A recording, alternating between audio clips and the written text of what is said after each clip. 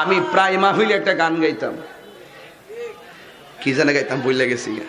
এখন থেকে গেলে গাই না তো, অভ্যাস নেই, যুগ পাল্টে গেছে, আমিও কিছু পাল্টে গেছি। কোন এক সময় চলছে ফুল দিয়ে এইটাই আমার কানা করে লাইছে। হুজুর জিকির করেন, 1 ঘন্টা জিকির করছি, ফরহন দিয়ে নিয়ে সুন্দর ডিজে গান বানাইছে। আমার আজকে আওয়ার সময় তহিদ করে এইদিকে শালা, এদিকে এদিকে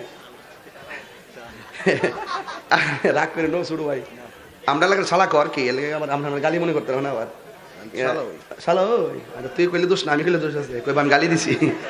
আচ্ছা ঠিক আছে, এতে আমারে নোয়াপাড়া থেকে আনার সময় ভাই যাই করেন না করেন পরে কিন্তু 20-25 মিনিট জিকির করতে হইব।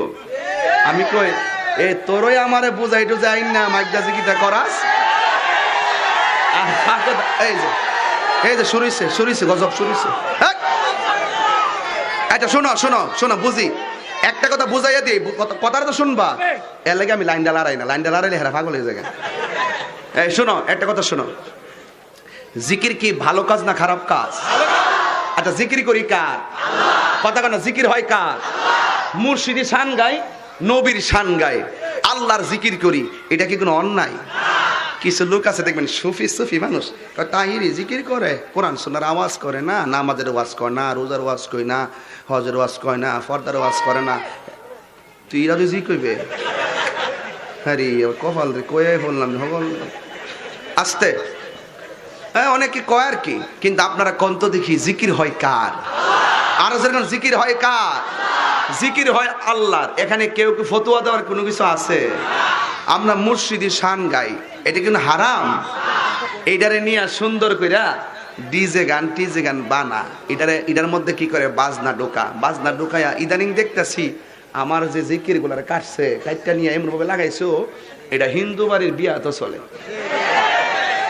পরে আমি আবার মনে মনে কইছি যে হেরার ভাই তারা জীবনে যায় ওয়াজ করে ও মুর্শিদে কই যেতাম না, আমার গানটা যখন বাজে এই উসিলা তো ও মুর্শিদে হুনতাছে, ঠিক নিও আল্লাহ যা করে ভালো লাগে, যাক অসুবিধা নাই।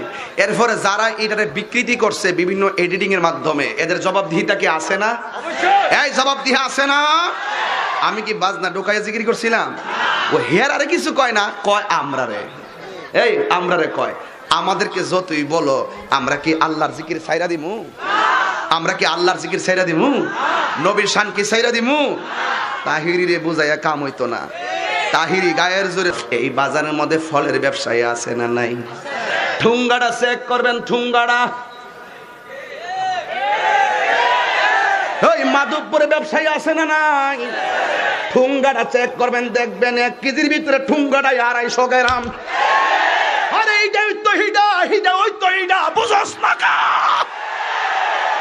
এই দুধ ব্যবসায়ী আছে না নাই? আরে দুধের মধ্যে 3 কেজি দুধের মধ্যে 1/2 কেজি পানি মিশাইলে কে? এটা ওই তো হিডা ওই তো হিডা। হাত তুলে বল ঠিক কিনা মাঠে? ওয়াজ বুঝতে হবে, ওয়াজ বুঝতে হবে। তুমি যদি মানুষকে ঠকাও তোমাকে ঠকাইবে কে? সেটা এখানে হোক আর মাধবপুর হোক আর ব্রাহ্মণবাড়িয়া হোক, ঠিক কিনা বলেন? এই জন্য দুধের মধ্যে পানি মিশাই। হুজুর আমরা তো সালের ব্যবসার মধ্যে কোনো সুবিধা করতাম না, তো দুধ পানি মিশাইলে কা? 3 কেজি দুধের মধ্যে 1/2 ফোয়া পানি আছে না নাই? 5 কেজি দুধের মধ্যে 1 কেজি পানি মাইরা দে। দুনিয়ারে মানুষকে ঠকাইতে পারবা, আমার আল্লাহ রাব্বুল আলামিন তোমারে কবরের ভিতরে ঠকাইয়া দিবে সাপ দিয়া। কথা বলেন ঠিক কিনা? ওয়াজ বুঝে না? তাহিরি কোচ করলে দোষের জায়গা? সুদখুরকে আমি চুমা দিমু? এই বাটফার, এই ঘুষখোরকে আমি চুমা দিমু? তুমি মানুষকে ঠকাইবা, আল্লাহ তো বলছে তুমি ন্যায্য কথা বলো, হক কথা বলো, উচিত কথা বলো। এই পৃথিবীতে যে যাকে ঠকাবে হাসরের মাঠে তাকে ঠকাইবে কে? ওয়া মাকারু ওয়া মাকার আল্লাহ ওয়াল্লাহু খায়রুল মাকিরিন। তুমি মানুষকে ঠকাইবা, তুমি আবার বেহেশতের টিকিট লইলে না? হজ করলে বেহেশতে যাবে না? গুনাহ যা আছে কইরা লই, অন তো মরার বয়স হইছে না, ওই মনে জিহুদ বিয়া দিয়া লই। মরণের কোন বয়স আছে রে?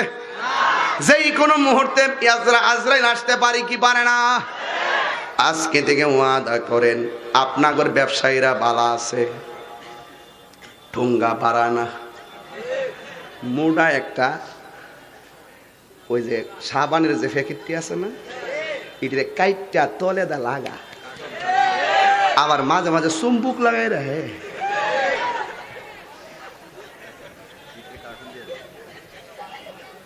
আসস তোরা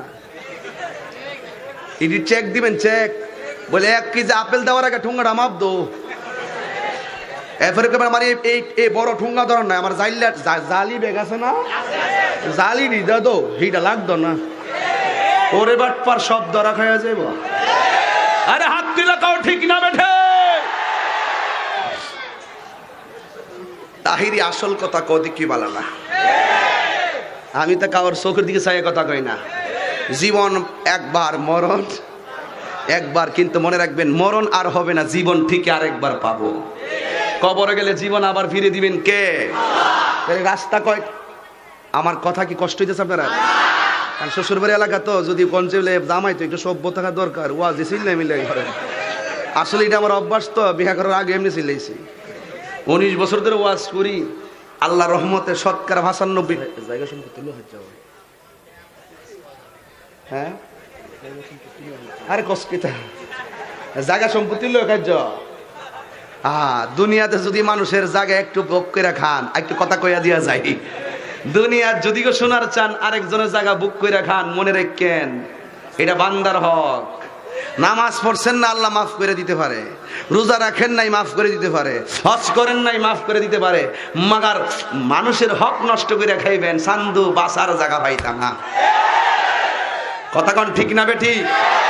এই জন্য জায়গা জোগা নিয়ে ঝগড়া চলবে, মারামারি চলবে, বায়ে বায়ে ঝগড়া চলবে, ব্যবসায়ী ব্যবসায়ী ঝগড়া চলবে, পাড়ায় পাড়ায় ঝগড়া চলবে।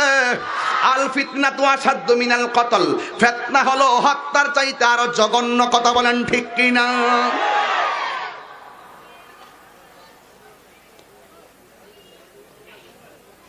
মাইন্ড করেন না? হ্যাঁ, এই কথাগুলো আমাদের খুব দরকার। যেই ঘটনাগুলো আমরা হাসতে হাসতে অন্যায় করতেছি, চোখে দেখতেছি, হে ঠুঙ্গাটা নিচে অত্তরা মুড়া একটা 5 দিয়ে রাখছে, নিজের চোখে দেখতেছি। কথা কোন ঠিক নেই? এবারে মালটা মাপতে গেলে এমনি কোনটা নিবেন, আপেল কোনটি কই ইডি মাসাল ইডি ধরেন, হ্যাঁ বড়টা ধরবো, আর আমাদের 3টা ওই ফসারি এমনি ধরবো, দেখেন তো আবার এই 3টা নেই, আবার নিচে দেয় নেমে দিয়ে দেয়। মানে বুঝার কোন রাস্তা নেই, মনে করছে তাকে জিততে গেছে গা। আর বেহব এই টিহা খাওয়ান আর না খাওয়ান এক কতই। মানুষকে ঠকাইয়া খাইয়া যারা আরাম বুধ মনে করে, এরা মানুষ না, এরা পশু। এরা কি? পশু। এই জন্য মানুষ সৃষ্টির শ্রেষ্ঠ, আবার মানুষ পশুর চাইতে আরো নিকৃষ্ট। জোরে কন্যা আল্লাহু আকবার। এই জন্য ব্যবসা হালাল। ব্যবসা কি? আহাল্লাহুল বাইআ ওয়া হারামার রিবা। আল্লাহ রাব্বুল আলামিন ব্যবসাকে হালাল করেছেন, সুদকে আমার আল্লাহ হারাম করেছেন। আজকে হাসতে হাসতে মানুষ ওপেন সুদ খায়। ওপেন যেহেতু সুদ খায়, এই ওপেন বাড়ি আছে না নাই? দুনিয়াতে ভুইগা যাইব হারাম খোরের দলেরা। এই জন্য যুবক, রাস্তা হলো 2টা, একটা হলো হালাল আর একটা কি? হারাম। এই জন্য হালাল রাস্তায় চললে আপনি যদি ইমানদার হয়ে যান, আপনাকে মৃত্যুর সময় আপনার কাছে আজরাইল আসবে, আইসা আপনার ঘরের দরজার মধ্যে দাঁড়ায়া যাইব। যুবক, জীবনে নামাজ পড়ে আজকে থেকে নামাজি হয়ে যাও।